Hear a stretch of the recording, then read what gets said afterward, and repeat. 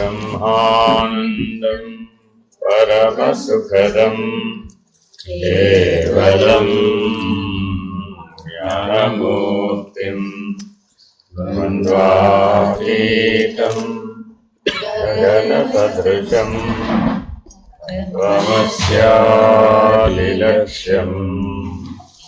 ఏకం నిత్యం విమలమచలం సర్వధీ సాక్షిభూతం భావాతీతం త్రిగుణరహితం సద్గురుం తం నమామి. నమో బ్రహ్మాదిభ్యో బ్రహ్మ విద్యా సాంప్రదాయకర్తృభ్యో వంశ ఋషిభ్యో మహాభ్యో నమో గురుభ్యః. సర్వోపప్లవరహిత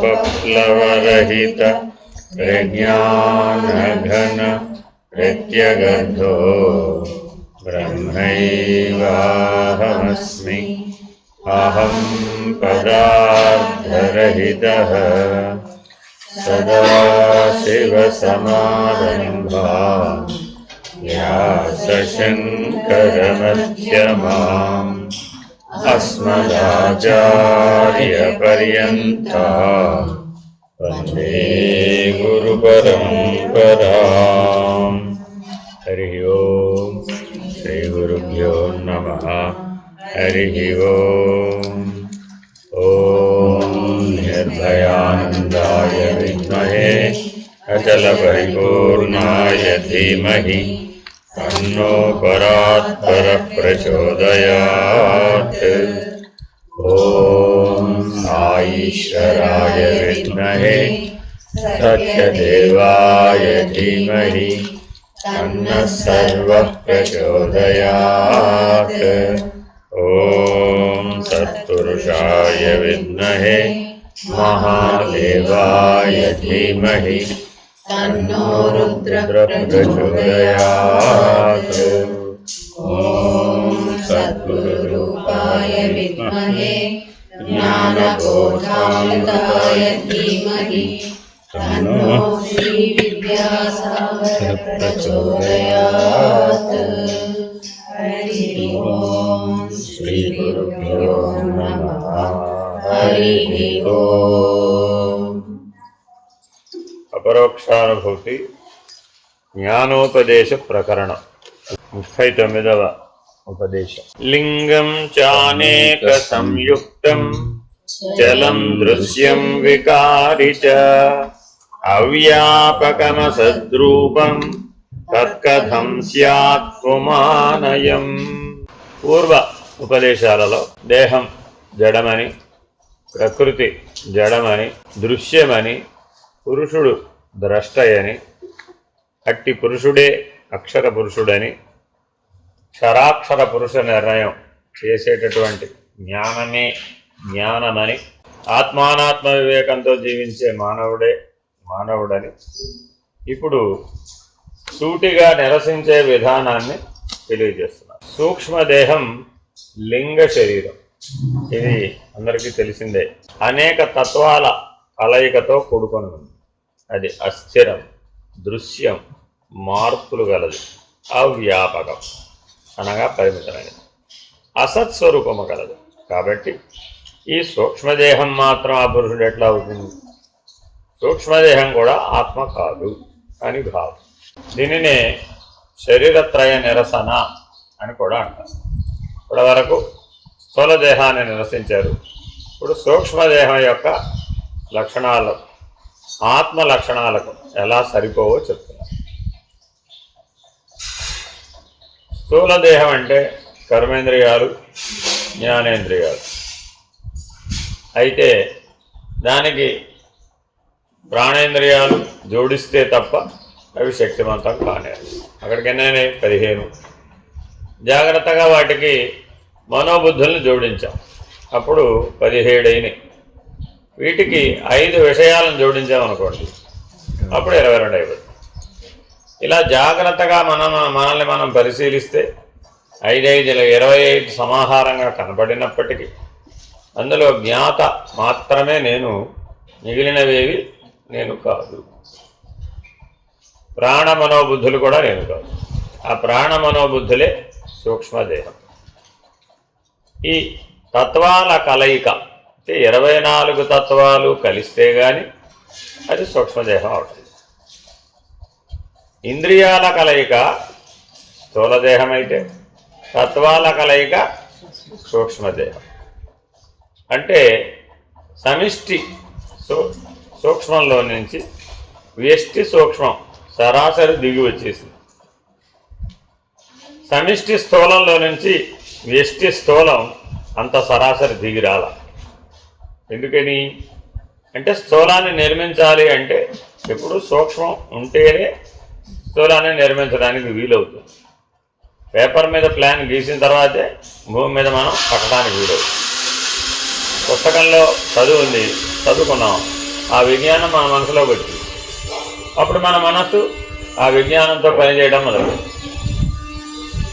ఇలా జాగ్రత్తగా మనం ఎన్నో అంశాలలో గమనిస్తే స్థూలం స్థూలంగానే ఉంది, సూక్ష్మం సూక్ష్మంగానే. ఈ రెండు కలిసి పనిచేస్తున్నాయి. 2 విభాగాలు కలిసి పనిచేస్తున్నాయి అంతే తప్ప స్థూలం సూక్ష్మం అవ్వలేదు, సూక్ష్మం స్థూలం అవ్వలేదు. కానీ మానవుడు ఏమనుకుంటున్నాడంటే అది ఇదైందని ఇది అదైందని కలిపేసుకుంటున్నాడు. ఏది అవ్వలేదు. సూక్ష్మం సూక్ష్మంగానే ఉంది, స్థూలం స్థూలంగానే.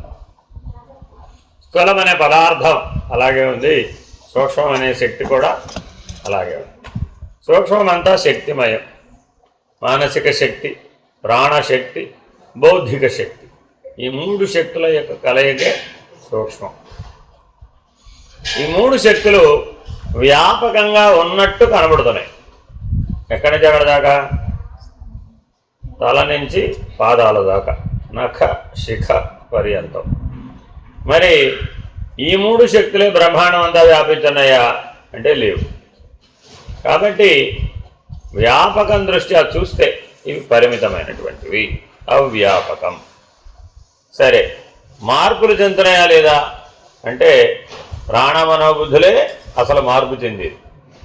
అవి మార్పు చెందిన తర్వాతే వాటిని అనుగుణంగా స్థూల శరీరం మార్పు చెందుతుంది. కాబట్టి పరిణామం అంతా ఎందులో అంటే సూక్ష్మ శరీరంలోనే. దాన్ని ఆధారం చేసుకుని స్థూల శరీరం పెరగడం తరగడం.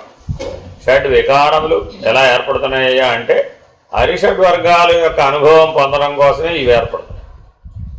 ఆ లోపల అరిషడ్ వర్గాలను జయించగలిగితే అప్పుడే స్థూల శరీరం మన్నించి. కాబట్టి స్థూల శరీరం ఎలా అయితే దృశ్యమో సూక్ష్మ శరీరం కూడా దృశ్యమే. నువ్వు ప్రాణానికి సాక్షివే, మనస్సుకి సాక్షివే, బుద్ధికి కూడా సాక్షివే.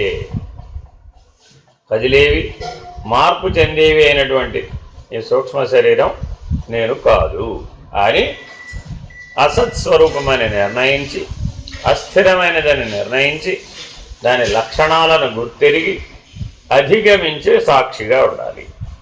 ఈ లింగ శరీరం అనేది స్వప్నావస్థలో ఉండే శరీరం. ఇది 5 కర్మేంద్రియాలు, 5 జ్ఞానేంద్రియాలు, 5 ప్రాణాలు ప్లస్ మనసు బుద్ధి అనే 17 భాగాలతో తత్వాలతో కూడి ఉంది. పంచ ప్రాణాలకు బదులుగా పంచ తన్మాత్రలను చెప్తారు సమిష్టిలో. ఈ సూక్ష్మ శరీరం కూడా స్వప్నం అయిపోగానే నశిస్తోంది. పిండాండంలోనేమో నరస్వప్నం అంటాం, బ్రహ్మాండంలోనేమో స్వరస్వప్నం అని అంటాం. స్వప్నంలో ఇది మనకు కనిపిస్తుంది కాబట్టి దృశ్యము. స్థూల శరీరం లాగానే ఇది కూడా పరిమితమై ఉంది. ఇది కూడా అసత్స్వరూపం, అశాశ్వతం, అనిత్యం. కాబట్టి ఇది ఆత్మ కాదు అని ఎవరైతే సూక్ష్మ శరీరాన్ని నిరసించగలుగుతారో కారణస్థితికి చేరుకోగలరు.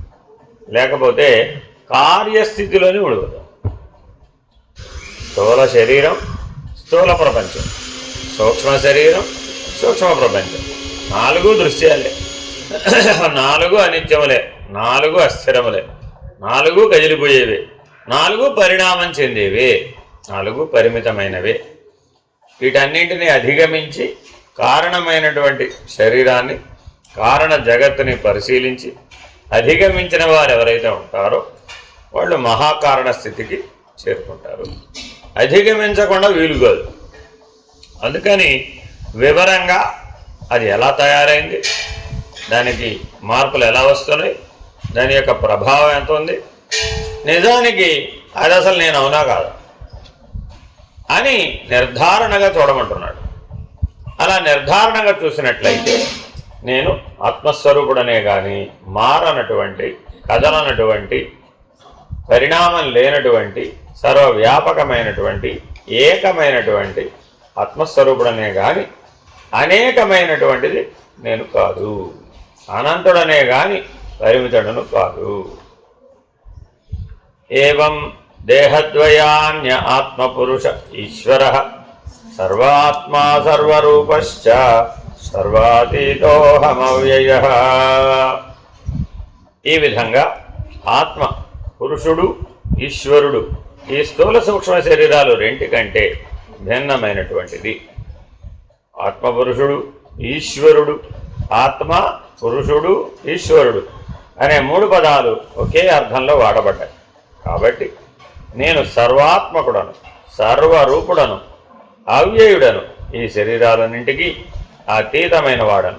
సర్వాత్మకుడు అంటే అన్నింటి యందు ఉన్న ఆత్మ, విశ్వరూపుడు. సర్వాతీతుడు అంటే అన్నింటినీ మించినవాడు, సర్వోత్కృష్టుడు.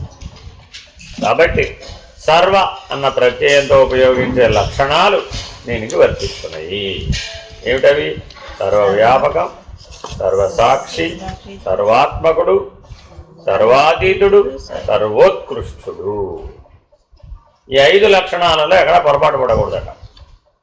ఈ 5 లక్షణాలు ఏ దేహానికైనా ఉన్నాయా? లేవు. మొట్టమొదటిది ఏంటి? సర్వవ్యాపకం కాదు, సర్వసాక్షి కాదు, తర్వాత ఏమిటి? సర్వాత్మకుడు, అది కాదు. 4వ లక్షణం సర్వాతీతుడు, అది కాదు. 5 సర్వోత్కృష్టుడు. కాబట్టి సర్వమును ఎరిగేవాడెవడో, సర్వమునకు సాక్షి అయిన వాడెవడో, సర్వమునందు వ్యాపించిన వాడెవడో, సర్వానికి అతీతమైన వాడెవడో, సర్వమునకు ప్రభువెవడో వాడే ఈశ్వరుడు, వాడే అక్షర పురుషుడు, వాడే ఆత్మస్వరూపుడు. కాబట్టి తప్పక మీలో ఉన్న ఆత్మస్వరూపాన్ని ఈ 5 లక్షణాలతో నిర్ణయించాలి. మిగిలినవి ఏవి కూడా ఈ 5 లక్షణాలు ఉండవు. అది స్థూల శరీరమైనా ఉండదు, సూక్ష్మ శరీరమైనా ఉండదు, కారణ శరీరం అసలే ఉండదు. మనం మెలకువలో ఎంత పరిమితులమో తల ఎందు కూడా అంతే పరిమితులు. నిద్రలో చెప్పక్కర్లేదు, ఆల్రెడీ మునిగిపోయాం కాబట్టి పరిమితులమే. కాబట్టి మునగకుండా ఉండడం, ఇంతకీ దీన్ని దాటడం ఎట్లాగండి? మనమాగాయ బాబు, మనకున్న పెద్ద దురభ్యాసం, అది అభ్యాస వశాత్తు వచ్చిందట. దురభ్యాసం ఏమిటయ్యా అంటే, మెలకు వచ్చింది, మెలకువలో మునిగిపోయాడు, కళ వచ్చింది, కళలో మునిగిపోయాడు, నిద్ర వచ్చింది, నిద్రలో ఏది వస్తే దాంట్లో మునిగిపోతూ ఉంటాడు. ఆ మునిగిపోకుండా ఉన్నప్పుడే ఈ 5 లక్షణాలు నిలబడతాయి, లేకపోతే నిలబడవు. ఏమిటి 5 మనకు బాగా గుర్తుండాలండి. తర్వాత చాప్టర్లో ఈ 5 అత్యంత ప్రధానం. సర్వవ్యాపకం, సర్వసాక్షి, సర్వాత్మకుడు, సర్వాతీతుడు, సర్వోత్కృష్టుడు. ఈ 5 లక్షణాలు అద్వైతానికి ప్రాథమికమైనటువంటివి. అంటే ఈ 5 లక్షణాల దృష్ట్యానే అద్వైతాన్ని నిర్ణయించడానికి వీలవుతుంది. ఈ 5ంటికి వ్యతిరేకం ఏమిటి? సర్వవ్యాపకం, దానికి ఆపోజిట్ పరిమితం. సర్వసాక్షి మనమేంటి? రెండోది ఏంటి? ఆపోజిట్ సంగి, కలిసిపోతుంటాడు వాడు, సాక్షిగా ఉండే వీడు తాదాత్మ్యతో దాంట్లో కలిసిపోతూ ఉంటాడు. నెక్స్ట్ 3వది సర్వాతీతుడు, సర్వాత్మకుడు. సర్వాత్మకుడు అంటే ఎవరు? ఆత్మస్వరూపుడు. కానీ మరి సర్వాత్మకుడికి ఆపోజిట్ దేహాభిమానం కలిగిన వాడు, శరీరం చేత పరిమితమైన వాడు, వాడు సర్వాత్మకుడు అవడు. అందరిలో అన్ని చోట్ల ఉన్నాడంటే ఒప్పుకోడు. నేను ఇక్కడే కళ్ళెదురకుండా ఉంటే ఎక్కడ ఉన్నానంటే ఏమిటి? నేను అక్కడ లేని ఇక్కడే ఉన్నాను. తర్వాత సర్వాతీతుడు, మనం ఎలా ఉన్నాం? సర్వంలో కలిసిపోతున్నాం, సర్వంలో మునిగిపోతున్నాం. తర్వాత సర్వోత్కృష్టుడు, కాబట్టి బ్రహ్మాండమునకు ప్రభు ఎవరయ్యా, సృష్టికర్త ఎవరయ్యా అంటే ఈ అక్షర పురుషుడే. కానీ నీవే సృష్టికర్త అని ఎవరైనా అన్నాం అనుకోండి, వెళ్ళి ఏమంటాడు, నా అంత బలహీనుడు ఈ ప్రపంచంలో ఎవరు లేరు, నాకు ఏ శక్తి లేదు, నాదల్ల ఏదీ కాదు అని అన్ని న్యూనతాభావంతో కూడినటువంటి లక్షణాలే చెప్తారు. ఈ 5 లక్షణాలు ఎవరైతే నిలబెట్టుకుంటారో అతనికి ద్వైత భ్రాంతి ఉండదు. Very very important. ఇక తదుపరి వజ్రాయుధం వంటి ఉపదేశాలతోటి ద్వైత భ్రాంతిని నిరసిస్తున్నారండి. అంటే మానవుడికి ఎంతకాలం అయితే ద్వైత భ్రాంతి ఉంటుందో అంతకాలం ఆత్మానాత్మ వివేకం కలగదు.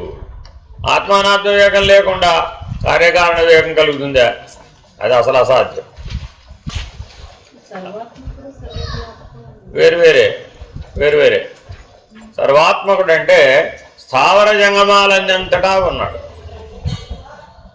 సర్వవ్యాపకుడు అంటే సర్వదేవతలందు కూడా వ్యాపించున్నాడు. అందుకని ఇత్యాత్మదేహభావేన ప్రపంచస్యైవ సత్యత యథోక్తా తర్కశాస్త్రేణ తతః కిం పురుషార్థత. జాగ్రత్తగా గమనిస్తే పురుషుడు అనేవాడికి పురుషార్థములు ఉన్నాయా లేవా? ఎక్కడ పురుషుడు ఉంటాడో అక్కడ పురుష ప్రయత్నం ఉంటుంది. ఆ పురుష ప్రయత్నాలు 4. ఏమిటవి? ధర్మార్థ కామమోక్షాలు. అయితే అవి జీవుడికే, క్షరపురుషుడికే తప్ప అక్షర పురుషుడికి లేవు, పురుషోత్తముడికి అసలే లేవు. ద్వైత భావం ఎలా మిథ్యో నిర్ణయించి చెప్తున్నారు. ఈ విధంగా తర్కశాస్త్రంలో ప్రతిపాదించినట్లుగా ఆత్మకు దేహానికి ఉన్న భేదాన్ని అంగీకరించినప్పటికీ ఈ ప్రపంచం యొక్క సత్యత్వం ఉండనే ఉంటుంది. ఇక ఇందువల్ల సిద్ధించే పురుషార్థం ఏమి ఉన్నది అంటే, సరే ఇంత బాగా విచారణ చేసావు కదా, నువ్వు అక్షర పురుషులను తెలిసేసావు కదా, సరే ఓసారి దేహంలోంచి బయటకు వచ్చి పురుషార్థాలు ఆచరించిన ఆయన అన్నాడు. దేహంలోంచి బయటకు వచ్చి పురుషార్థాలు ఆచరించడానికి వీలవుతుందా? అవుతుగా, నువ్వు సర్వవ్యాపకుడు కదా, ఏదో ఒకసారి దేహంలోంచి బయటకు వచ్చి ధర్మార్థ కామ మోక్షాలు సాధించు చూద్దాం అన్నాడు. మరి అది వీలవుతుందా? శంక.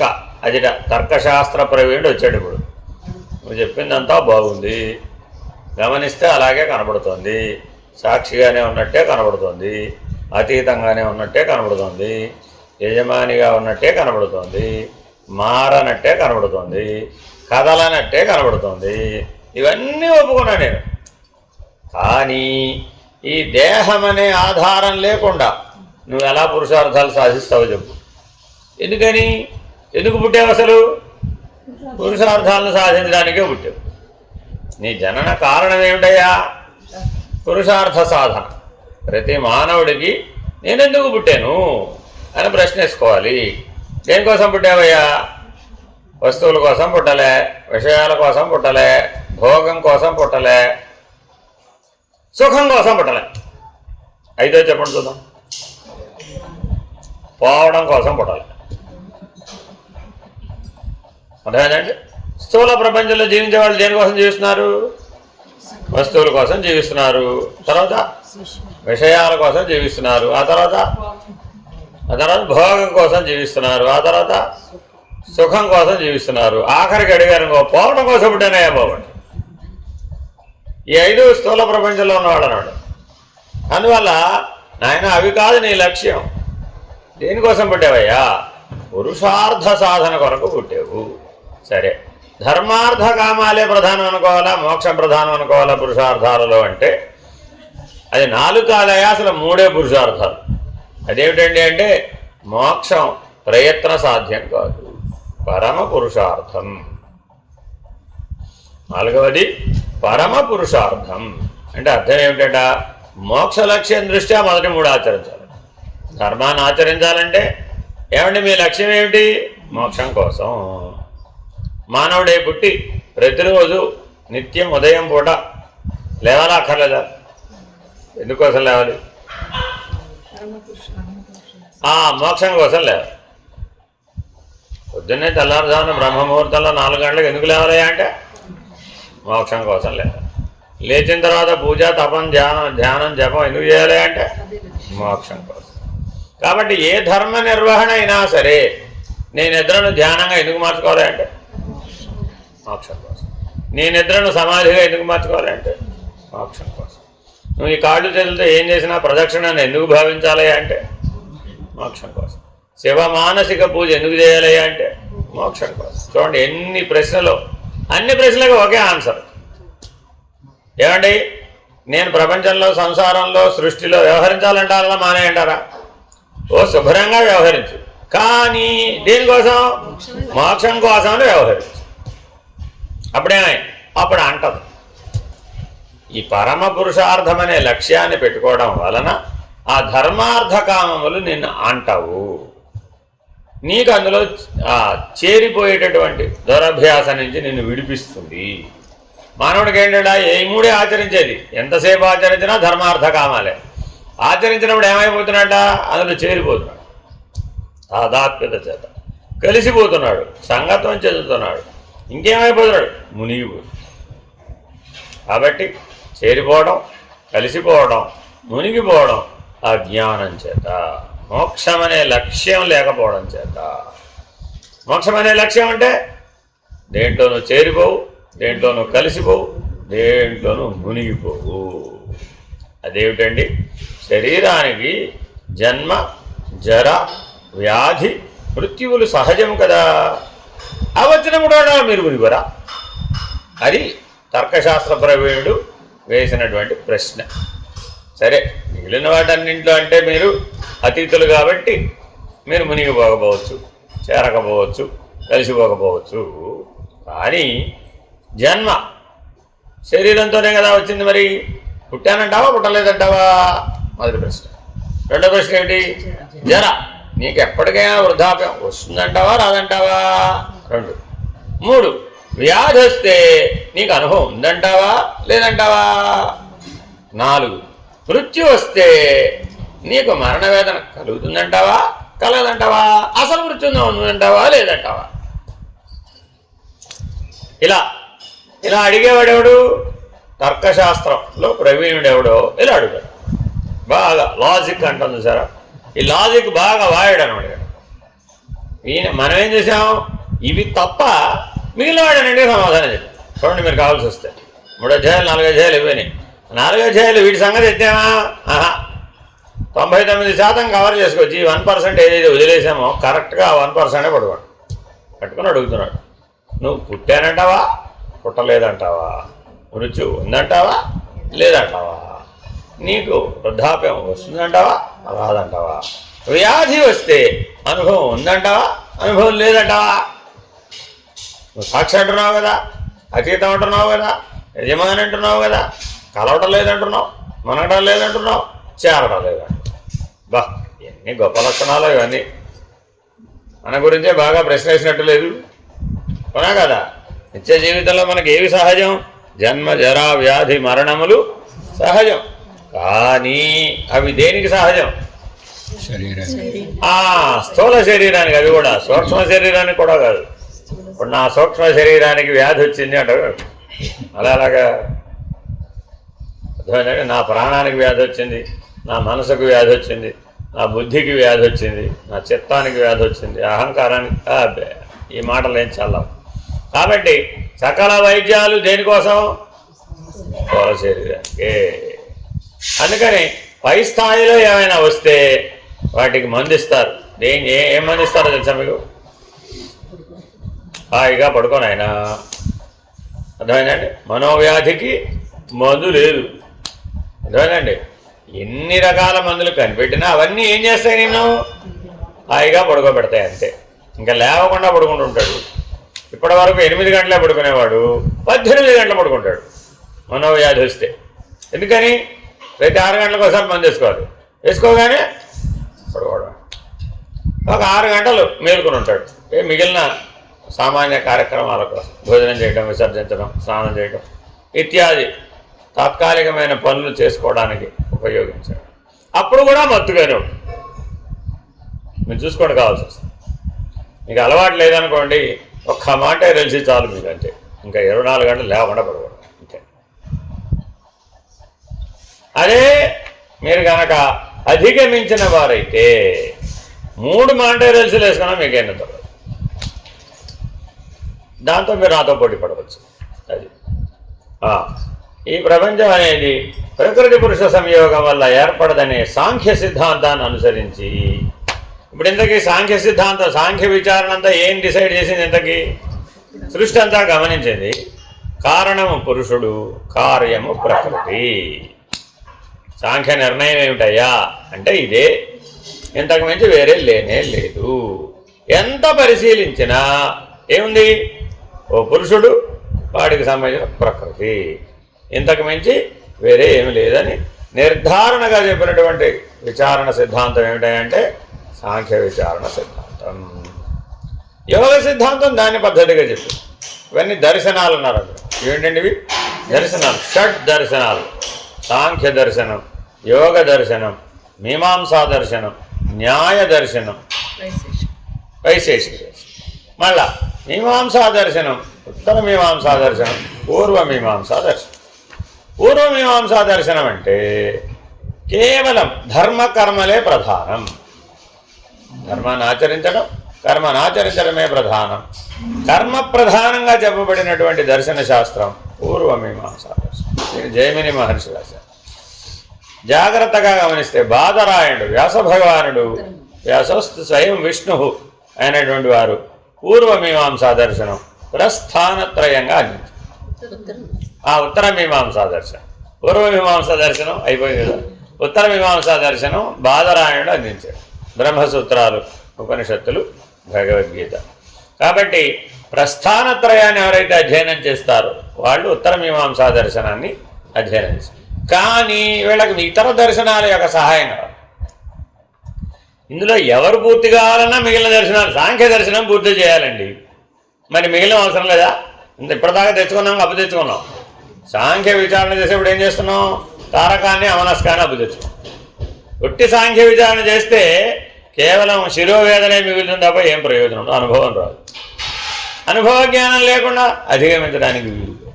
కాబట్టి సరే, యోగ దర్శనాన్ని తీసుకున్నాం అనుకోండి. యోగ దర్శనంలో కైవల్య పాదమని, సమాధి పాదమని, సాధన పాదమని అలా అందించినప్పటికీ దాంట్లో సాంఖ్య విచారణను జోడించకపోయినట్లయితే ఏది దేంట్లో కలిసిపోతుంది, ఏది దేంట్లో లయమైపోతుంది, ఏది దేంట్లో ఉండి వ్యవహరిస్తోంది అనే విచారణ తెలియబడదు. ఇలా ఈ షడ్దర్శనాలన్నీ కూడా ఒకదానికొకటి పరిపూరకములు, సంపూరకములు. ఇంగ్లీష్లో చెప్తే complementary as well as supplementary. కాబట్టి షడ్దర్శనాలని మానవుడు తెలుసుకోవాలా వద్దా? తప్పక తెలుసుకోవాలి. కాబట్టి ఋషికేశ్ వెళ్ళారు అనుకోండి, అక్కడ బోధించే గురుకులాలని కూడా ముందు షడ్దర్శనాలని బోధిస్తారు.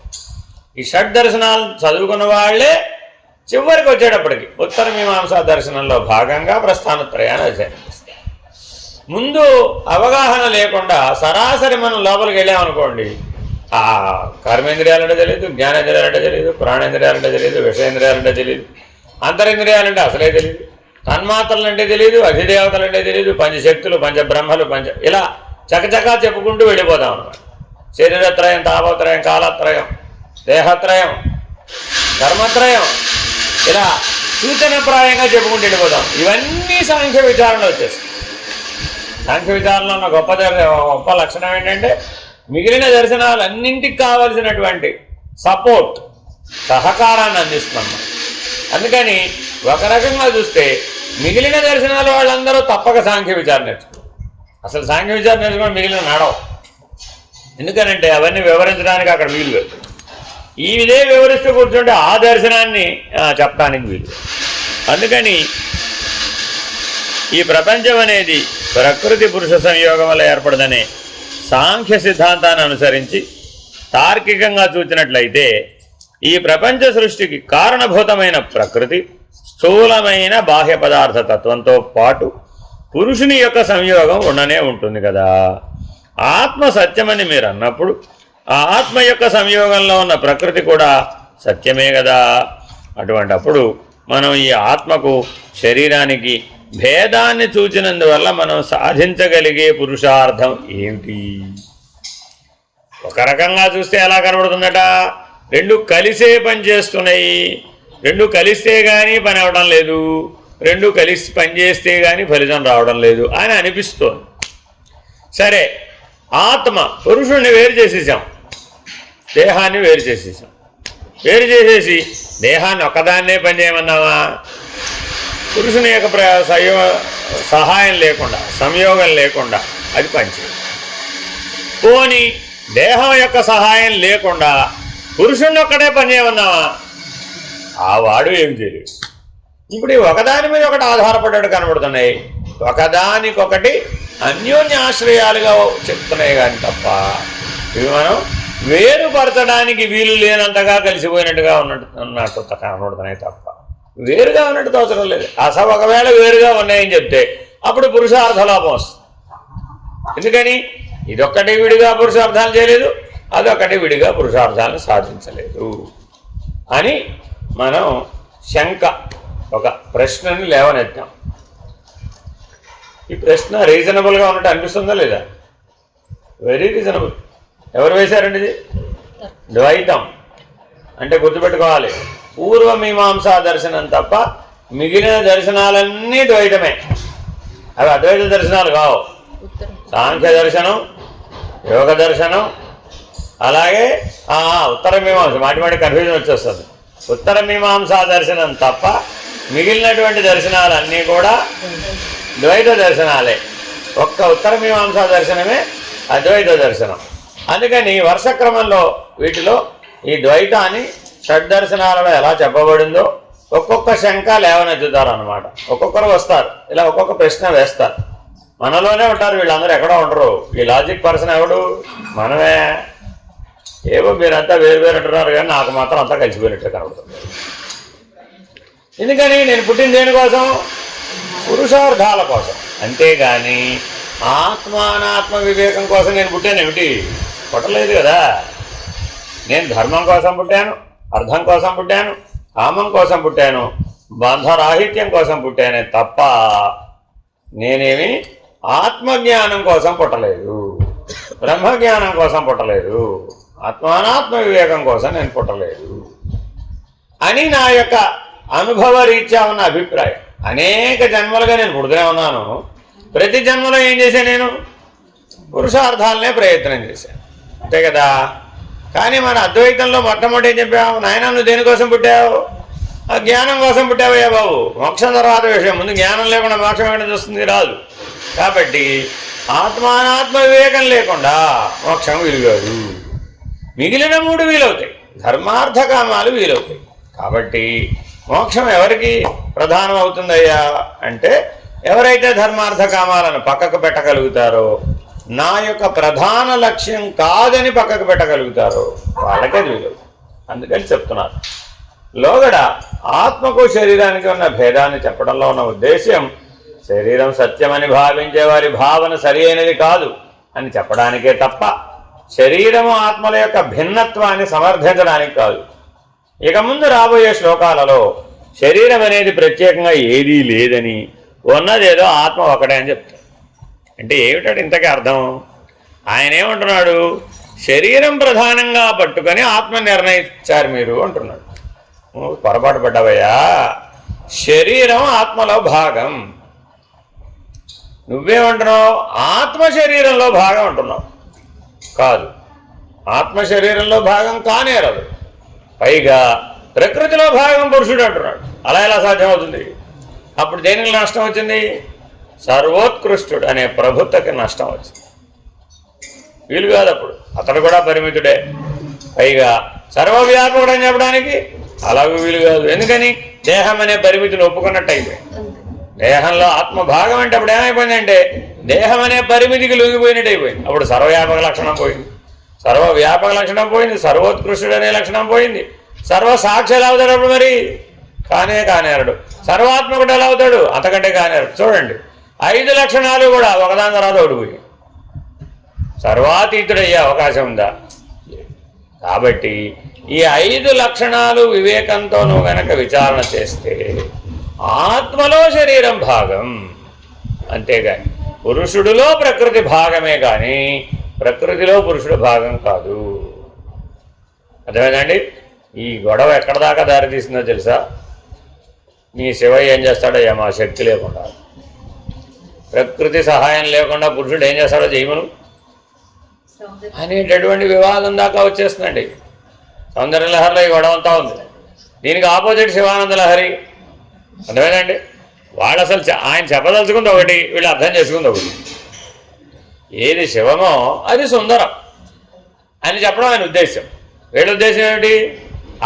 మీ శివుడు శ్మశానవాసి, వేద చర్మాంబరధారి, విభూతి ధరిస్తాడు, చితాభస్మాన్ని ధరిస్తాడు, వెళ్ళని పైనుంచి కింద దాకా పాములు వేసుకుంటాడు. ఆయనే సుందరుడు. మా అమ్మగారు చూడు, సర్వమంగళ సర్వాభరణ శోభిత, పైనుంచి కింద దాకా అందమే అందం. అసలు ఒక్క అవకరం లేదు మా అమ్మలో. మీ వాడిని చూస్తే అంతా అవకరాలే. శివనింద కాదు ఇది అట్లా చెప్పడం. ఇలా చెప్తే అమ్మకి ఏమైనా సంతోషం ఎలా కలుగుతుంది ఆలోచించండి. సర్వమంగళ వారిలో అర్థభాగం కదా. మరి అటువంటిప్పుడు ఒక భాగాన్నేమో ఊడుతున్నట్ట, ఒక భాగాన్నేమో నిరసిస్తున్నాడు. అర్థం ఏమైనా? నా కుడి చెయ్యి కుడి కాలు ఎందుకు పనికిరావండి, ఎడం చెయ్యి ఎడం కాలు మాత్రమే పనికొస్తాను. ఏం చేసుకుంటే ఒకడు ఎలా వీలవుతుంది? ఒక పనిని పూర్తి చేయాలంటే రెండు ఉండాలి కదా. కాబట్టి సత్యం అనే దాంట్లో శివం సుందరం భాగం. ఏది సత్యస్వరూపమో అదే శివం, అదే సుందరం కూడా. కాబట్టి సత్యం శివం సుందరం వేరు కాదు, అవి మూడు కావు. సత్యంలోనే శివం సుందరం భాగం. అలాగే ఆత్మలో మిగిలినవన్నీ భాగం, అంతే తప్ప ఏది సత్యస్వరూపమై ఒప్పుకుంటున్నామో దాంట్లో అనేకత్వం లేనే లేదు, పరిమితత్వం లేనే లేదు. ఇత్యాత్మదేహభేదేన దేహాత్మత్వం నివారితం ఇదావీం దేహభేదన్య యశత్వం స్ఫుటముచ్యతే. ఇంతవరకు ఆత్మకు దేహానికి భేదాన్ని చూపిస్తూ దేహమే ఆత్మ అని భావించే వారి అభిప్రాయాన్ని నిరాకరించారు. ఇక ఇప్పుడు దేహానికి ఆత్మకు భేదాన్ని చూడటం అనవసరమని దేహభేదం, దేహం కంటే ఆత్మ భిన్నమైనది అనుకోవడం స్పష్టంగా చెప్తున్నారు. అంటే ఆత్మ లేకుండా శరీరానికి అస్తిత్వం లేదు. నీరు లేకుండా అలలు ఎలా లేవో అలాగే ఆత్మ లేకుండా కేవలం శరీరం ఉంటే అది శవం అవుతుంది కదా, జడం అవుతుంది కదా. చేతనం ఎలా అవుతుంది? ప్రకృతి ఉందండి, పురుషుని యొక్క ప్రభావం లేదనుకోండి, అప్పుడే జడ ప్రకృతి. కదలే లేదు, తమోగుణ సంపన్నం, శుద్ధ తమోగుణం ఉంట. పైగా ఒట్టిది కూడా కాదు. శవం ఏంటండి? శుద్ధ తమోగుణం. శరీరం ఏంటంటే శుద్ధ తమోగుణం. అందుకని జీవన్ముక్తుడు ఎలా ఉంటాడయ్యా అంటే తన శవాన్ని తానే మోసుకు తిరుగుతున్నాడు. వాడుట జీవన్ముక్తుడు. శరీరాన్ని ఎలా చూస్తాడ? శవ సమానంగా చూస్తాడు అంతే. ఇప్పుడు శవాన్ని బాగా సుఖంగా ఉంచాలా లేదా, బాగా అందంగా ఉంచాలా లేదా, బాగా దానికి సేవలు చేయాలా వద్దా, బాగా ఊరేగింపు చేయాలా వద్దా, బాగా గౌరవాలు ఇవ్వాలా వద్దా? ఇప్పుడు మనం అడుగుతున్నదంతా దేనికి? శవానికే. శివము లేని శవం ఎలా? దానికి అస్తిత్వమే లేదు. అస్తిత్వమే లేనిది అసలు ఎలా వ్యవహరిస్తుంది? వ్యవహారమే లేనటువంటి జడం పురుషార్థాలను ఎలా సాధిస్తుంది? కాబట్టి ఈ శరీరం ఏదో పురుషార్థాలను సాధించిందని నువ్వు అనుకుంటున్నావే, అది భ్రాంతి. ఆ పురుషార్థ సాధన ఆత్మ యొక్క సంయోగం చేత నీకు సాధ్యమే.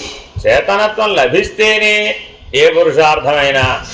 శవం దగ్గరికి వెళ్ళి ఏమయ్యా ధర్మార్థ కామాలు ఏం చేస్తావు, ఇప్పుడు ఏ ధర్మం చేస్తావని అడిగాం. ఏమి చేస్తుంది? అది కదలలేదు. ఏం సంపాదిస్తావన్నావు? ఏం సంపాదించేది ఏమిటి? ఏది సంపాదించలేదు. పుణ్యము సంపాదించలేదు, పాపము ఖర్చట్లేదు. ఏది వీలు కాదు దానికి. పోనీ నీకేమైనా కోరికలు ఉంటే చెప్పబోయే తీరుస్తానని శవం దగ్గరికి వెళ్ళి అడిగాడు. ఇంకా దాని కోరిక ఒకటే కోరిక, ఉత్తర జన్మన బాధలు, లేదా తన మూలద్రవ్యమైనటువంటి పంచభూతాలలో కలిసిపోవడమే తప్ప దానికి ఇతరత్రా కోరికలనే అవకాశమే లేదు. సరే పోనీ శవానికి మోక్షం ఇద్దాం అయితే. ఏమండి, ధర్మార్థ కామాలు ఎలాగో వీలు కావట్లేదు అంటున్నారు కదా, ఆ మోక్షం ఏదో శవానికి ఇచ్చేస్తే ఓ పని అయిపోతుంది కదా. శవానికి మోక్షం అంటే శవానికి బంధం ఉండాలి కదా. మోక్షం ఇవ్వాలంటే ఏముండాలి? దానికి బంధం అనే అనుభవం ఉండాలి, లేదా మోహం అనే అనుభవం ఉండాలి. బంధము లేదు, దానికి మోహము లేదు. ఎందుకని? జడ వస్తువు అయ్యా బాబాయ్. మనం ఏం చేస్తున్నాం ఇప్పుడు? ఈ జడమును చూసి మోహించడం మొదలుపెట్టాం. మన మోహ లక్షణం అంతా ఎవరితో ఉన్నాయా అంటే జడమును చూసే, అంతకుమించి వేరేమీ లేదండి. మనకి సౌందర్య సాధనములుగా కనపడుతున్నవి, భోగ సాధనములుగా కనపడుతున్నవి అన్నీ అందంగా ఉన్నాయా లేదా? ఎందుకు అందంగా ఉన్నాయట? ఎందుకు అందంగా ఉన్నాయట? ఏమైనా నీలో మోహ లక్షణం ఉంది కాబట్టి. మోహ లక్షణం లేకపోతే అసలు అవి అందంగానే లేవు. అర్థమైందండి? ఎవరైనా ఈ ప్రపంచంలో ముళ్ళకాయలు ముళ్ళ చెట్లతో నిండినటువంటి చెట్టు దగ్గరికి వెళ్ళి ఆహా ఎంత అందంగా ఉన్నదో అంటారా ఎవరైనా? ఎందుకని? చెట్టు కదా, దాంట్లో పంచభూతాలు పనిచేయట్లేదా? దాంట్లో ఏమి లేవు. నీలో దాని ఎడల మోహాలు లేవు అంటున్నారని మీ చేత డ్రాగన్ ఫ్రూట్ తినిపిస్తున్నాం. ఓహో మీకు అలా ఉందా అని మీ చేత ముళ్ళకాయలని తినిపిస్తారు. అదే, కానీ ఆ మోహ లక్షణానికి ఆధారం లేదంట. వాస్తవానికి మోహం అనేది భ్రాంతి కదా, వేరే ఏముందండి? ఆలోచించండి. ఆవిడ బాగోలేదండి, ఆవిడ పూల జడ బాగుంది. ఏమిటి?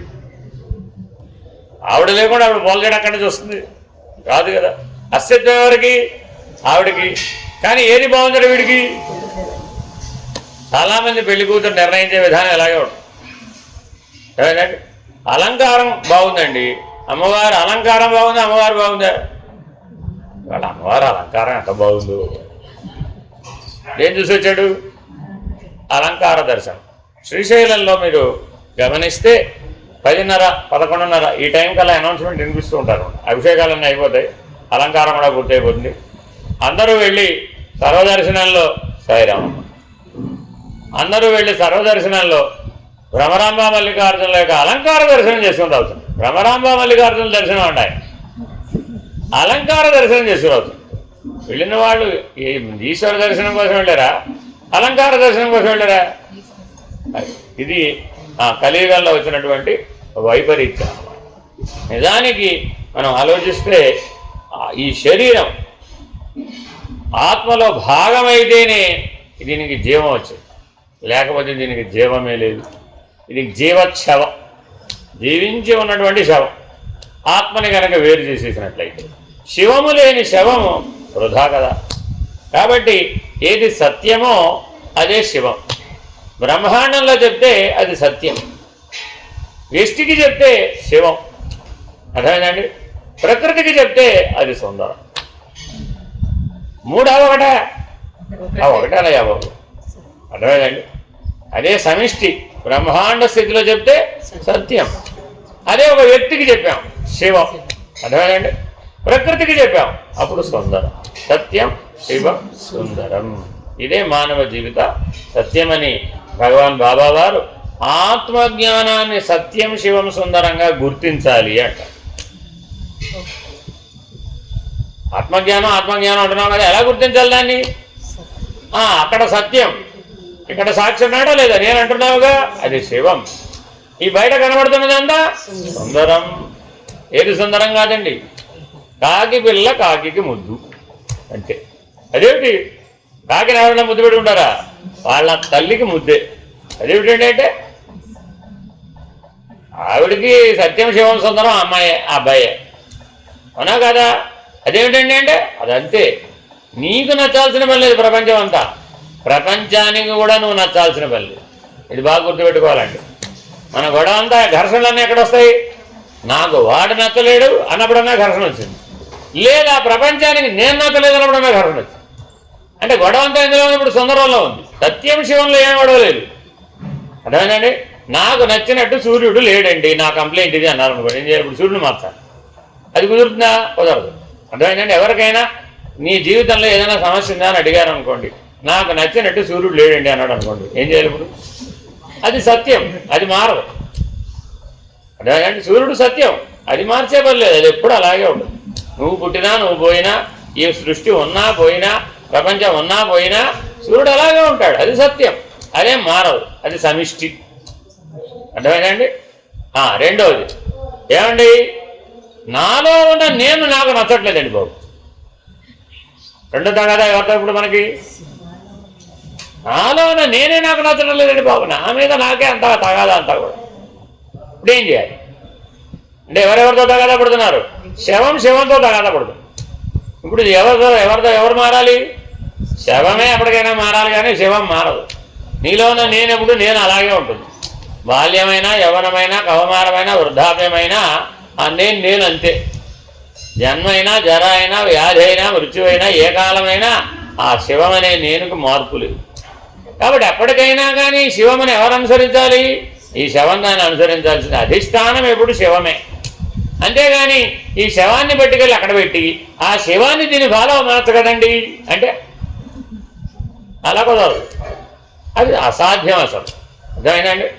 ఎలాగైతే సూర్యుడిని నన్ను ఫాలో అవ్వమని చెప్తే అది ఎలా కరెక్ట్ కాదో ఇక్కడ కూడా అంతే. ఎందుకని ఆ సత్యం ఈ శివం రెండు ఒకటే.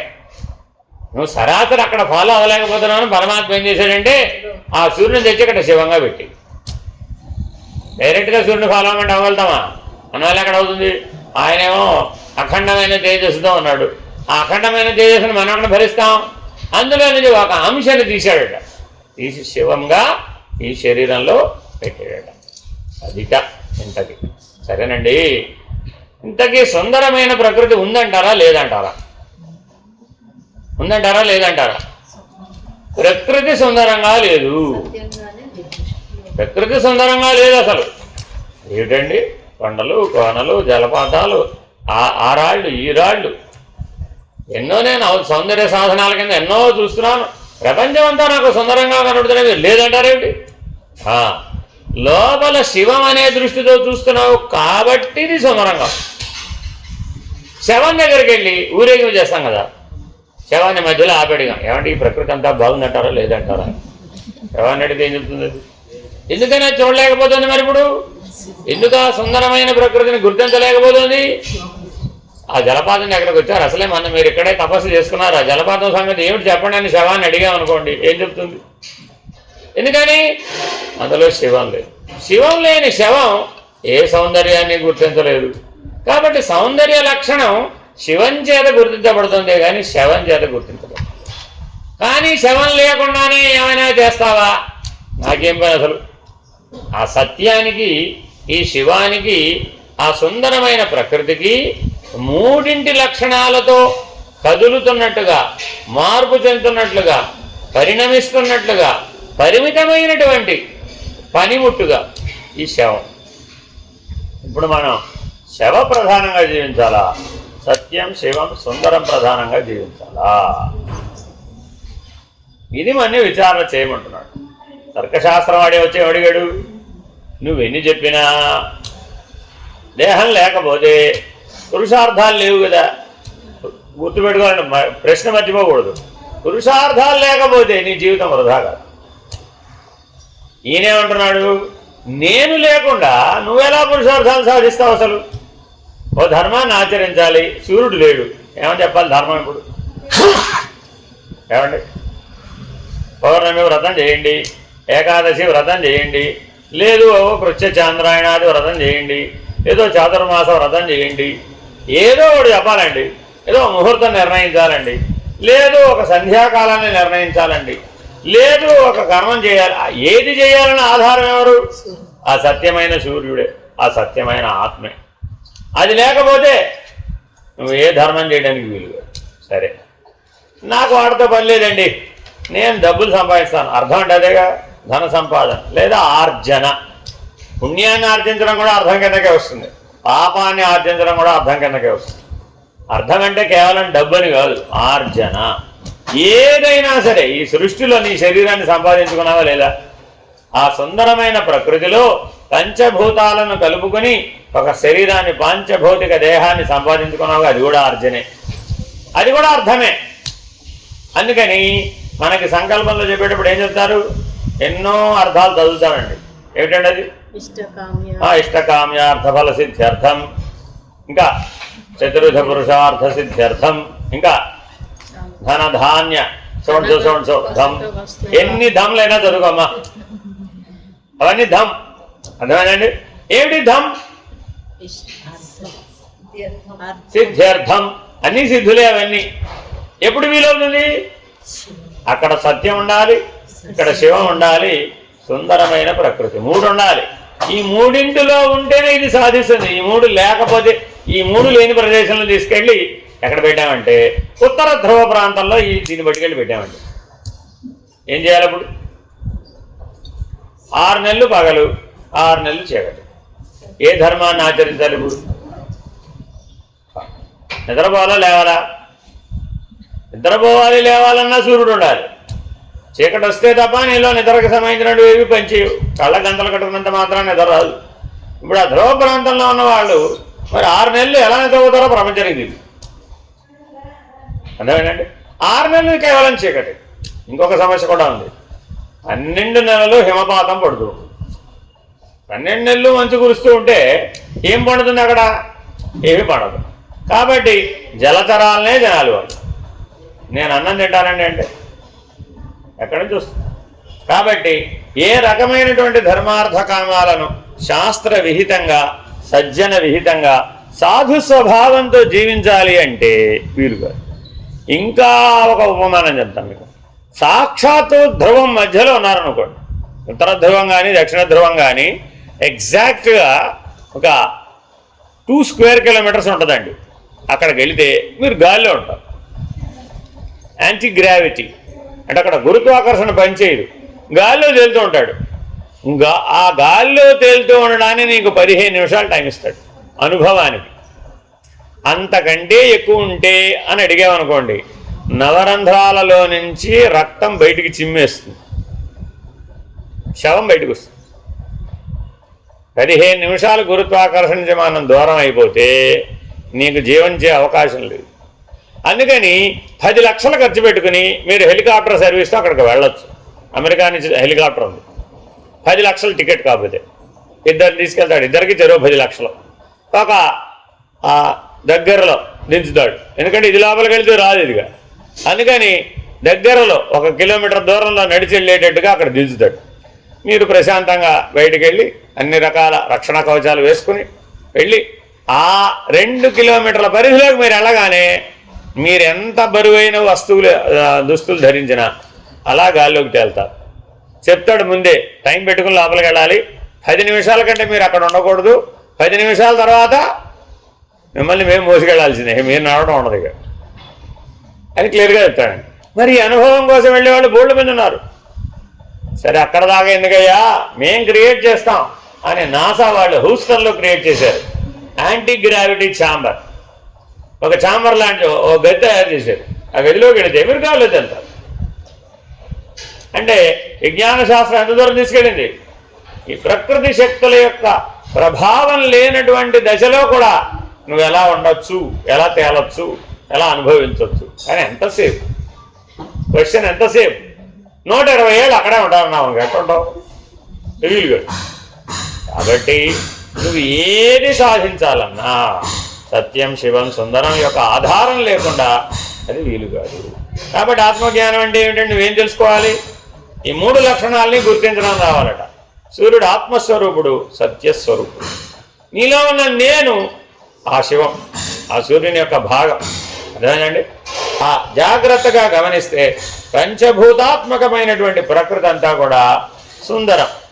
సుందరం అంటే తెలుసా మీకు ఎవరికైనా? అసలు స్ట్రైట్గా సుందరం అంటే అర్థం తెలుసా? మారునది. అర్థమేనండి. అందుకే సుందరేశ్వరుడు తెలుసా మీకు? ఈశ్వరుడు ఒక్క సుందరేశ్వరుడుగానే కళ్యాణ రూపంలో కనబడతాడు. మీనాక్షి సుందరేశ్వరులు అంటే కళ్యాణమూర్తులుగా మీరు శివుని అర్చిస్తారే, అది సుందరేశ్వర రూపం. అదేనండి. మిగిలిన ఎక్కడా అటువంటి ఆభరణాలతో కానీ ఆ వ్యవహారంతో కానీ కనపడ్డాడు. ఎంతసేపు కనపడ్డాడో తెలుసా? ముహూర్త కాలం కనపడ్డాడు అంతే. అది కూడా ఆమె పెళ్లి చేసుకోవడానికి. మేనకాదేవి ఒప్పుకోలేదు కాబట్టి, ఇలా ఉంటే నేను మా అమ్మాయిని పెళ్లి చేయనుంది కాబట్టి ఆ కళ్యాణ ముహూర్తానికి సుందరేశ్వరులాగా కనపడి మళ్ళీ యథాస్థానం మళ్ళీ మామూలు వచ్చేసాడు. ఇప్పుడు పెళ్ళి అయిపోయిన తర్వాత ఏం చేస్తుంది కాబట్టి వాస్తవాన్ని ఒప్పుకోవాల్సిందే కదా. కాబట్టి ఆయన నేను ఎప్పుడు ఇంతే, నేను సదాశివుణ్ణి, ఇలా నువ్వు అడిగావు కదా అందుకని అలా కనపడాలి అన్నాడు అంతే. కాబట్టి ఈ ప్రకృతిలో నీకు ఏది కనపడ్డా అది నీకు అప్పుడు కనపడ్డంతసేపు మాత్రమే సుందరం. అయితే దాని లక్షణం. ఏదైనా సరే సుందరం అని టిక్ పెట్టామనుకోండి, అబ్బా స్వామివారు ఎంత బాగున్నారో తెలుసా, అబ్బా ఎంతసేపు ఉంటాడు అలాగా, ఎంతసేపు ఉంటాడు అలాగా, ముహూర్త కాలమే. అంటే నీకు ఆ అనుభవం కలుగుతున్నంతసేపే. తర్వాత ఎందుకంటే 1990లో నరసింహమ్మ గారు అనే ఆవిడ ఇలా ఇదిగో ఈవిడ వయసు ఉంటుంది, అప్పుడు ఆవిడకి సుజాత గారు అంత వయసు ఉంటుంది, ఇప్పుడు కాదులే 1990లో, అప్పటికే ఆవిడకి 70 ఏళ్ళు. ఆవిడ మమ్మల్ని తీసుకొచ్చారు. సరే దర్శనం అయిపోయింది. అడిగింది ఎలా ఉంది బాబా దర్శనం అంటే, మామూలుగానే ఉన్నాను, నాకేం తేడా ఏం లేదు, మా ముందే వచ్చి నిలబడ్డారు, బాగానే ఉన్నాం, బాగానే ఉన్నారు, అంతకుమించి నాకేం విశేషం ఏం కనపడలేదు. విశేషం లేదంటే బాబా గారు అంత బాగుంటే ఎంత బాగున్నాడు, వైకుంఠం భూలోక వైకుంఠంలో నారాయణమూర్తి ఇంకా అలా కనపడలే, అది నాకు మామూలుగానే కనపడ్డారు. ఆవిడకి ఎంత కోపం వచ్చిందో, కొట్టేసినంత కోపం వచ్చింది. అసలు నేను తీసుకురావడం కాదు బుద్ధి తప్ప. అలా కాదమ్మా, ఆలోచించు ఒక్క నిమిషం, స్పీడ్ తగ్గు కాస్త, ఒక నిమిషం ఆలోచించు. ఇప్పుడు ఆ సుందరంలో కొట్టుకుపోవడం ఎందుకు, మనం కొట్టుకుపోక్కర్లేదు కదా, ఏదని కాదు కానీ అందులో ఆ ప్రవాహంలో కొట్టుకుపోవడం ఎందుకు, మనం ఎవరు ప్రధానంగా శివస్వరూపం. మనం దేని తెలుసుకోవడానికి వచ్చాం, సత్యాన్ని తెలుసుకోవడానికి వచ్చాం. అది కదా వారు ఉపన్యాసంలో ఏం చెప్పారు, ఇదే కదా చెప్పింది, నీవు సత్యస్వరూపుడు అని గుర్తించడానికి సద్గురువుని ఆశ్రయించావు. ఇప్పుడు మనం ఎందులో కొట్టుకుపోవాలి, బాబాగారి వాళ్ళు తెల్లబట్టలు వేసుకున్నారు, బాబాగారి వాడు ఎర్రబట్టలు వేసుకున్నారు, బాబాగారి వాడు పచ్చబట్టలు వేసుకున్నారు.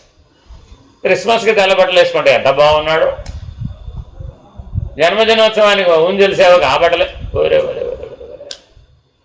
అప్పుడు సృష్టికర్త దేంట్లో కొట్టుకుపోతున్నావు, నీకెవరు ప్రధానం, సృష్టికర్తే ప్రధానం, సృష్టి అప్రధానం, మర్చిపోకూడదండి.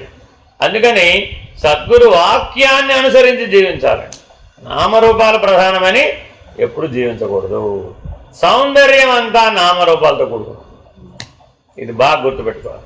ఏదైనా సరే ఇది బాగుందన్నారనుకోండి అయిపోయింది, అందులో నామరూపాల్లో చిక్కుకోవాలి. చాలామంది ఏమండి ఈ ఫోటో బాబాగారు, ఈ ఫోటో బాగుందండి, బాగోపోవడానికి ఏమి అక్కడ, అంటే బాగుంది బాగోలేదని చెప్పడానికి అక్కడ ఏమీ లేదు. నువ్వు చూసే సృష్టిలో ఏముంది అక్కడ, లేనేది. బాబా గారు ఈ ఫోటో దగ్గర పెట్టుకుంటే మీకు ఏ వ్యాధులు రావని చెప్పి ఇచ్చారు అని ఒక ఆయన ఒక ఫోటో ఇచ్చారు. రావంటావా, కరెక్ట్ అన్నట్టా? అలాగే ఇది సూపర్ స్పెషాలిటీ హాస్పిటల్ ఎందుకు కడతారు, ఆ ఫోటో ఇచ్చి పంపించేసింది ఇవ్వడు కదా ఆయనే. ఆలోచించండి. ఏదమ్మా ఏ మార్పు లేనటువంటి స్థితిని తెలుసుకోమని చెప్పడానికి ఇవన్నీ గుర్తులు, అంతేగాని భౌతిక దృష్టితో చెప్పలేదు. అర్థమవుతండి, ఇదే బాగా గుర్తు చేసుకోవాలండి. ఎవరైతే సూపర్ స్పెషాలిటీ హాస్పిటల్లో రోజుకు 14 ఆపరేషన్లు, గుండె ఆపరేషన్లు చేస్తారో వారికి హార్ట్ అటాక్ రాకూడదా? అదేమిటి రాకూడదు అలాగా అన్నాం అనుకోండి, అది ప్రకృతి ధర్మం. వచ్చింది బాబా గారికి వచ్చి చెప్పారు, స్వామి మీ అనుమతి మేరకు ఆ డాక్టర్ గారు రోజు ఇప్పటికి 30 ఏళ్ళ నుంచి పనిచేస్తున్నాడు, రోజుకి 14 మంది గుండె ఆపరేషన్ చేసి ఈయనకి హార్ట్ అటాక్ వచ్చింది స్వామి. ఏమన్నా అప్పుడు స్వామివారు పర్వాలేదు నేను చూసుకుంటాలే అంతే. భగవంతుడు ఏమంటాడా అంటే నేను చూసుకుంటాలే, నేను చూసుకుంటానంటే ఇప్పుడు ఏంటి, వైద్యం చేయాలా మానేయాలా, వైద్యం చేయాలా మానేయాలా? సరేలే బాబా గారికి చెప్పవలసింది చెప్పేశాం, ఆయన చూసుకుంటాలని అభయం ఇచ్చేశారు, మన పని మనం చేద్దాం అన్నారు, వైద్యం చేశారు, ఆయన వెళ్ళిపోయారు. సహజమే కదా, అంతేనా కాదా? మళ్ళా వచ్చి చెప్పారు కావాలంటే మీరు ఈ స్టోరీ అందుబాటులో ఉందండి, వెళ్ళి చెప్పారు. అదే ఉన్నాడు కదా, ఎక్కడ వెళ్ళిపోయాడు, వెళ్ళలేదు కదా అన్నారు. లేదు స్వామి ఆల్రెడీ వెళ్ళి 4 గంటలు అయిపోయింది అన్నారు. ఓహో అలాగా, నేను వస్తున్నా పద అన్నారు. వచ్చారు, సుబ్బారావు లే అన్నారు. లేదు వెళ్ళినట్ట ఉన్నట్ట 4 గంటలు అయిపోయింది వెళ్ళిపోయి. అదేమిటి ఏమండి ఆయనకి ఇంకా కర్మశేషం ఉన్నాయా బాబు, ఇప్పుడే ఎలా వెళతాడు? ఒక 6 నెలలు ఆగి సహజ మరణంగా వెళ్ళిపోయి. మరి ఇప్పుడు ఈ 6 నెలలు ఎట్ట బతికాడండి అంటే ఏదో కనికట్టు ఏం జరగలే, చాలా స్వామివారు వచ్చారు, అలా తట్టారు అంతే. హార్ట్ అటాక్ కదా, సుబ్బారావు లే అన్నారు, అంతే లే. అంటే భగవంతుడు ఏదైనా చేయగలడు, ప్రకృతిలో ఏ మార్పులు చేయాలన్నా చేయగలడు. అదే సత్యం, అదే శివం. కాబట్టి దారెన్నిటి మీద ఆధారపడి సుందరం ఉంది తప్ప డైరెక్ట్ సుందరాన్ని నేను పట్టుకుంటానండి అంటే అది నువ్వు పట్టుకునే లోపలే మారిపోతుంది. లేదండి, అబ్బాయి ఎంత బాగున్నాడో అనే లోపల కాలభైరవుడిగా మారిపోతాడు, అబ్బాయి ఎంత బాగున్నాడో అనే లోపల వీరభద్రుడిగా మారిపోతాడు, అబ్బాయి ఎంత బాగున్నాడో అనే లోపల ప్రళయ తాండవమూర్తిగా మారిపోతాడు. మరి ఏం చేస్తావు అప్పుడు నువ్వు? కాబట్టి చాలా జాగ్రత్తగా ఈ సత్యాన్ని అర్థం చేసుకోవాలి. అందుకనే చెప్తున్నాడు. కాబట్టి ఉన్నదేదో ఆత్మ అనేది ఒక్కటే అని తేలుతుంది. అజ్ఞానం వల్లనే శరీరాలు భిన్న భిన్నంగా ఉన్నాయని అనుకుంటున్నాం, కానీ అన్ని అలలోనూ ఉన్నది నీరే అయినట్లే అన్ని శరీరాలలోనూ ఉన్నది ఆత్మయే. కాబట్టి ఈ ద్వైత భావం కేవలం మిథ్య, అజ్ఞానం అని తెలుస్తుంది. బాబావారిని ఎంత పెద్ద పెద్ద వాళ్ళు, ఇంటర్నేషనల్ వాళ్ళందరూ వచ్చి ఇంటర్వ్యూ చేసిన సందర్భాలు చాలా ఉంటాయి. అందులో ఏమంటారంటే, మాకంటే మీరేం గొప్ప అని అడిగారు. ఏం చెప్పాలి ఇప్పుడు? మనల్ని అడిగితే ఏం చెప్తాం? ఏమిటేమిటో చెప్తాం, అవన్నీ లెక్కేసుకోవాలి. వారేమన్నారంటే ఒకటే మాటతో తేల్చేశారు, నేనే భగవంతుడని తెలుసుకున్నాను అన్నారు. వెంటనే వాడు చాలా తెలివైన వాడు, మేం కాదా అన్నాడు. మీరు కూడా భగవంతుడే కానీ మీకు తెలియదు అన్నారు. మరి మీ గొప్ప ఏమిటండి? మీరు కూడా భగవంతుడేనని నాకు తెలుసు కాబట్టి అదే నా గొప్ప. నేను భగవంతుడని నేను తెలుసుకోవడం గొప్ప కాదు, మీరు కూడా భగవంతుడని నాకు తెలుసు కాబట్టి అదే గొప్ప అన్నారు. కాబట్టి ఇప్పుడు ఎవరైనా గొప్ప అంటే అర్థం ఏంటి? ఎదుటివాడిని భగవంతుడిగా చూడవయ్యా. వాళ్ళని చూడడం వస్తే అప్పుడు నేను కూడా భగవంతుడిగా చూసుకోవడం వస్తుంది. కాబట్టి ముందేం చేయాలన్నా అందరిలో భగవంతుడిని, అందరిలో ఆత్మస్వరూపాన్ని చూడవయ్యా. అదే ఆత్మసాక్షాత్కారం అంటే. ఇలా ఇచ్చారు ఆత్మసాక్షాత్కారం. అందరిలో భగవాన్ బాబా గారు ఉన్నట్టు కనబడతారన్నమాట. నిన్ను చూసుకున్నావు, నువ్వు కూడా బాబా గారు లాగా. అదేమిటండి ఇప్పుడు నీకు కాసేపట్లో ఏమైపోయింది, ఇప్పుడు బాబా గారిని అయిపోయినట్టు. ఎక్కడయ్యావు? స్థూలంలోనా? ఆహా, ప్రకృతిలోనా? కాదు. సుందరంలోనా? కాదు. ఎక్కడ? సత్యంలో. సత్యంలో అందరూ ఒకటే, అందరూ సూర్యుడే. ఎందుకని? ఎవరిలో ఆ శివస్వరూపం లేదు కనుక. అందరిలో ఉన్న నేను ఆ శివస్వరూపమే. బయటున్న బాహ్య ప్రకృతిలో భేదం ఉంటే ఉండవచ్చు. ఈ శరీరాలన్నీ ఎందులో భాగం?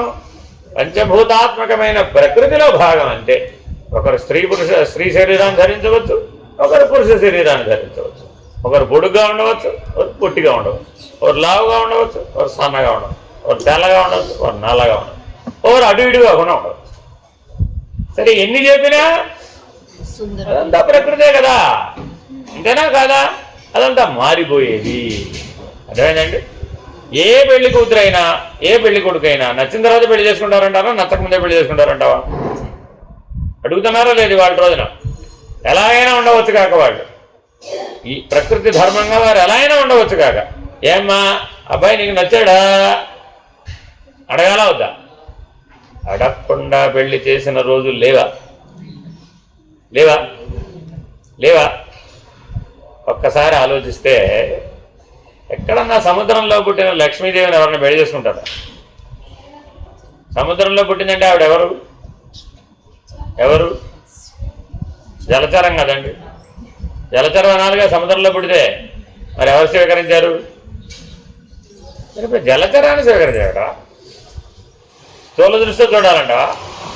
లేదే. మరి ఆవిడెవరు? మహామాయా స్వరూపిణి, మహాలక్ష్మి, సాక్షాత్తు శ్రీహరి హృదయంలో స్థానం సంపాదించి. పుట్టిన స్థానాన్ని చూడకూడదట, మెట్టిన స్థానాన్ని చూడాలట. కాబట్టి గొప్ప ఏమిటయ్యా, నీ లక్ష్యాన్ని చేరేవా లేదా ఇంపార్టెంట్. ఏ శరీరంలో పుట్టావు, ఎక్కడ పుట్టావని ఎవరు అడిగారు? అర్థమైందండి? మనం ఏం చేస్తున్నాం? ఫలానా చోట పుడితే గొప్ప, ఫలానా లాగా పుడితే గొప్ప, ఫలానా అయితే గొప్ప. కాదు కాదు, నీ లక్ష్యాన్ని చేరేవా లేదా? ఆవిడ తన లక్ష్యం ఏమనుకుంది? శ్రీహరి హృదయమే నా లక్ష్యం, బామ్మని. అందుకని ఆమెను ఆరాధిస్తున్నాం. చూడండి, గుర్తుపెట్టుకోవాలి, భారతదేశంలో దేవతలనే కాదు భక్తులను కూడా ఆరాధిస్తాం. కేవలం భగవంతుడిని ఆరాధించి ఊరుకోమండి, భక్తులు కూడా భాగవతములు కూడా ఆ భగవంతుడితో సమానమే. ఇది మన దృష్టి. ఎందుకని వారు గమ్యం చేయలేదు, లక్ష్యాన్ని చేరుకున్నారు, ఆ సాయుధ్య పదవిని పొందారు, ఆ జీవన్ముక్తావస్థని చేరుకున్నారు, చిరంజీవులుగా ఉండిపోయిన వాళ్ళు ఉన్నారు. మరి వాళ్ళందరూ ఎవరు? భక్తులే.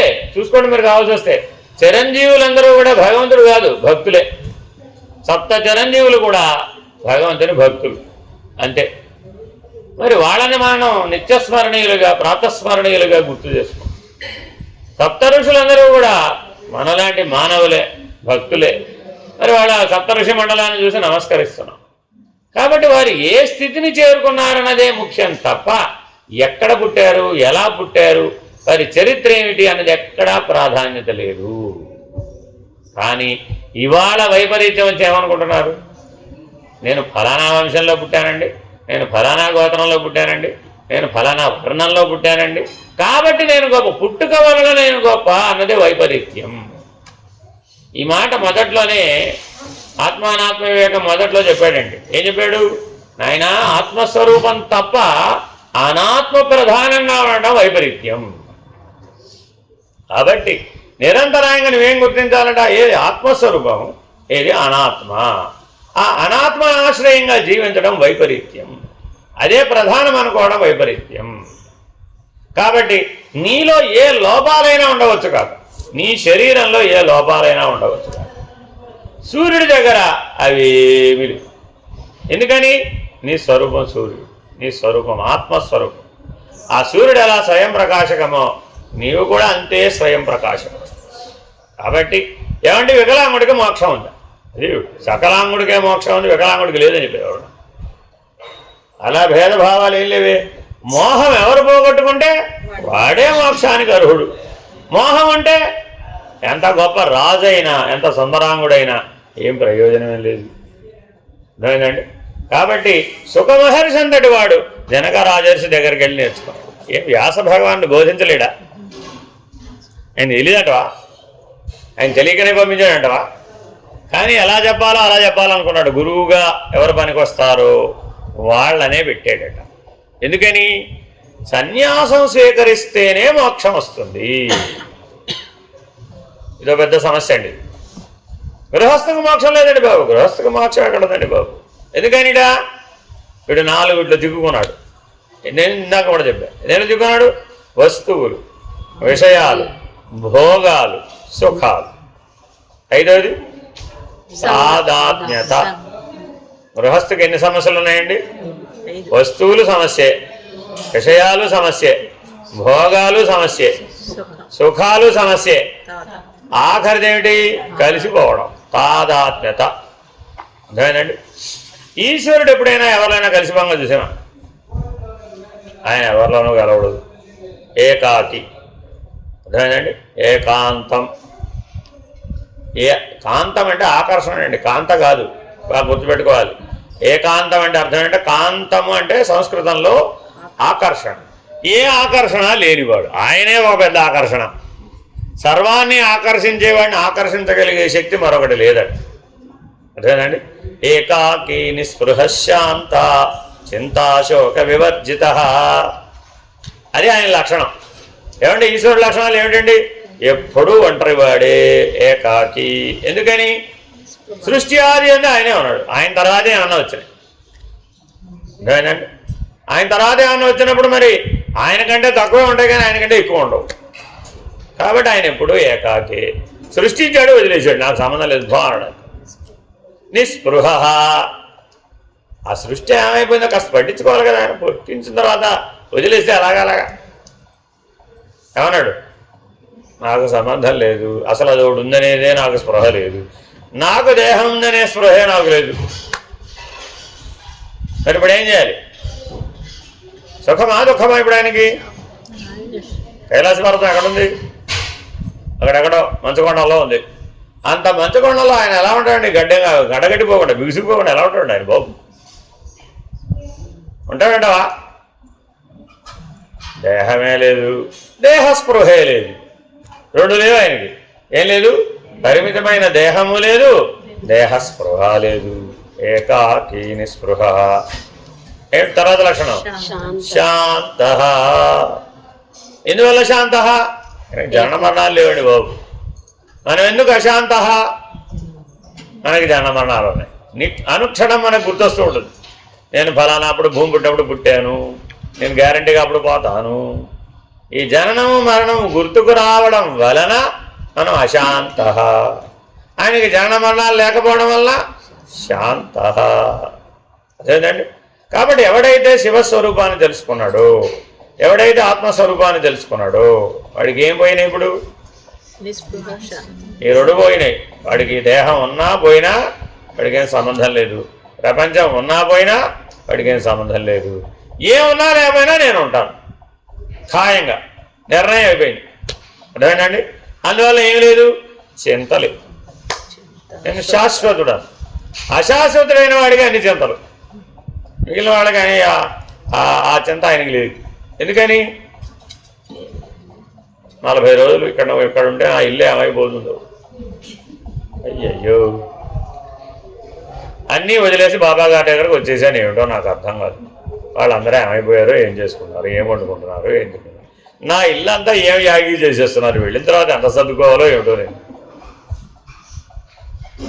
మనకి ఇట్లా ఆలోచిస్తే ఎన్ని చింతలో చూడండి, రకరకాల చింతలు.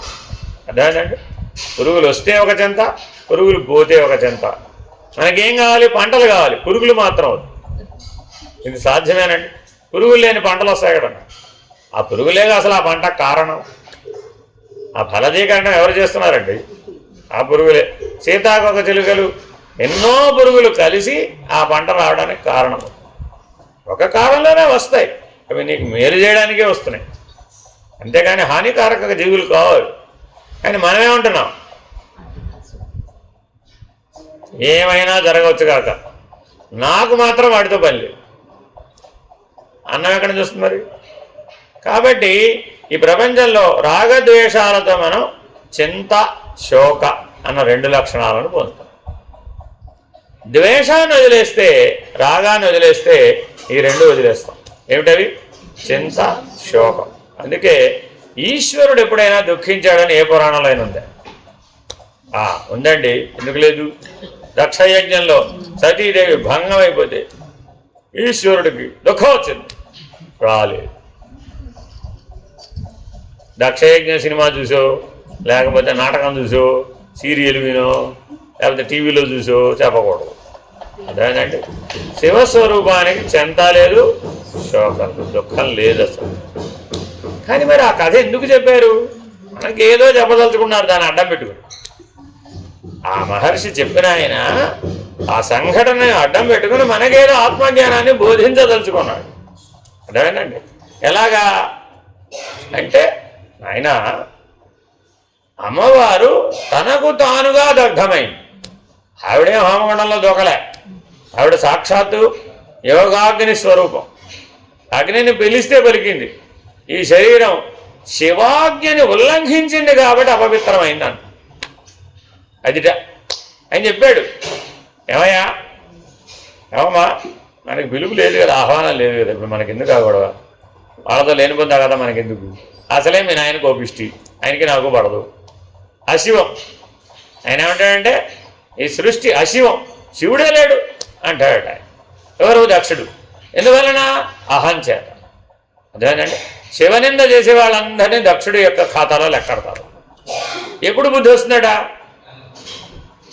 ఏదో ఒక రోజున తల తీసి తలపెడితే అప్పుడు వస్తుందట బుద్ధి. తల తీసి తలపెట్టడం అంటే సినిమాలో చూపెట్టినట్టు కాదు, రామా. బుద్ధి తలపులు మార్చడం, అది మర్చిపోకూడదు. అదేనా? అది మనకి సినిమాలో చూపెట్టడానికి వీలు కాదు కాబట్టి ఏం చేస్తాం? మేక తలకాయ పెట్టాడు, లేకపోతే గొర్రె తలకాయ పెట్టాడు, ఇలా ఏవో చెప్తారు. దాని అర్థం ఏమిటి? పూర్వపు బుద్ధి ఆ పశువు యొక్క బుద్ధి వలన శివనింద చేశాడు, అంతకుమించి వేరేమి లేదు. కాబట్టి ఎప్పుడైతే ఆ బుద్ధిని మార్చేట్టుగా చేశారు, తెలిసి వచ్చేట్టు చేశారు, అప్పుడేమైంది? పూర్వం శివస్థుతి చేసే దశకి ఈశ్వరుని గుర్తించే స్థాయికి నువ్వు ఎదిగేవన్నమాట. అంటే జీవభావంలో ఉన్నంతకాలం నీవు ఈశ్వరుని గుర్తించలేవు. ఎప్పుడైతే జీవభావం తొలగిపోయిందో నీ బుద్ధి మారిపోయింది. ఆత్మభావంలోకి రాగానే శివస్వరూపం అంటే ఏమిటో నీకు అర్థమైంది. కాబట్టి మానవులందరూ ఎలా ఉండాలంటే ఎప్పుడు ఆత్మభావంలోనే ఉండాలని, దివ్యాత్మస్వరూపులారా, ప్రేమాత్మస్వరూపులారా అని అనుక్షణం మనల్ని మేలుకొలపడంలో ఉన్న ఉద్దేశం ఏమిటయ్యా అంటే, నాయన నువ్వు జీవభావంలో ఉంటే ఏది శివమో ఏది సత్యమో గుర్తించలేదు. కాబట్టి నేనేం చేయాలి? ఆత్మభావంలో మేలుకొలిపినట్లయితే ఆ దివ్యానుభూతి వలన, ఆ దివ్య జ్ఞానం వలన నీకు దివ్య జీవనం లభిస్తుంది. తద్వారా నీకేది సత్యమో బోధపడిపోతుంది. అదే శివంగా కనబడుతుందని కూడా అర్థమైపోయింది. రెండోది ఎక్కడి నుంచో రాలేదు. అందుకే చెప్పాం జీవేశ్వర ఐక్యం, జీవ బ్రహ్మైక్యం. ఐక్యం కాదురా బాబు, అసలు వేరే కాదు. ఆ సత్యమే ఈ శివం. మళ్ళీ దీన్ని తీసుకెళ్ళి అందులో కలపాలన్నట్ట. కలపక్కర్లేదురా బాబు, వేరుగా ఉంటే కదా కలపడానికి. సత్యాన్ని శివాన్ని కలపక్కర్లా. ఎందుకని? అది ఇది ఒకటే. అర్థమైందండి? చాలా జాగ్రత్తగా అర్థం చేసుకోవాలండి. లేకపోతే ఈ ద్వైత భ్రాంతి ఎప్పటికీ విడనాడదు. మన దగ్గర బలంగా ఉన్నది ఏమిటంటే ద్వైత భ్రాంతి, ద్వంద్వ అనుభూతి. ఎప్పుడైతే మనం ద్వంద్వాతీతులం అవుతామో అప్పుడు మాత్రమే మనం సరైనటువంటి విధానంలో ఆత్మజ్ఞానాన్ని, ఆత్మానుభవాన్ని, ఆత్మనిష్టని పొందగలుగుతాం. అప్పుడు మాత్రమే మనకి సత్యం, శివం, సుందరం అనేటటువంటి ప్రధానమైన ఆత్మ లక్షణం. ఈ మూడు ఎవరి లక్షణాలంటే ఆత్మ యొక్క లక్షణాలు. చాలా జాగ్రత్తగా సర్వవ్యాపకము, సర్వసాక్షి, సర్వాత్మకుడు, సర్వాతీతుడు, సర్వోత్కృష్టుడు. ఈ 5 లక్షణాలని రెపపాటు కూడా మర్చిపోకూడదట. ఆత్మకున్న 5 లక్షణాలు ఇవి. ఏమిటవి? సర్వవ్యాపకుడు, సర్వసాక్షి, సర్వాత్మకుడు, సర్వాతీతుడు, సర్వోత్కృష్టుడు. ఈ 5ంటిని మనం ఎప్పుడైతే నిరంతరాయంగా మననం చేస్తామో, ఆ దృష్టితోనే జీవిస్తామో అప్పుడు మనకి ద్వంద్వాతీతులైన ద్వైత భ్రాంతి విడనాడే అవకాశం వస్తుంది. హరి ఓం శ్రీ గురుభ్యో నమః. పూర్ణమద పూర్ణమిదం పూర్ణాత్ పూర్ణముదచ్యతే పూర్ణస్య పూర్ణమాదాయ పూర్ణమేవావశిష్యతే. ఓం తత్సత్. ఓం శాంతి శాంతి శాంతి. హరి ఓం శ్రీ గురుభ్యో నమః. హరి ఓం. నారాయణ నారాయణ.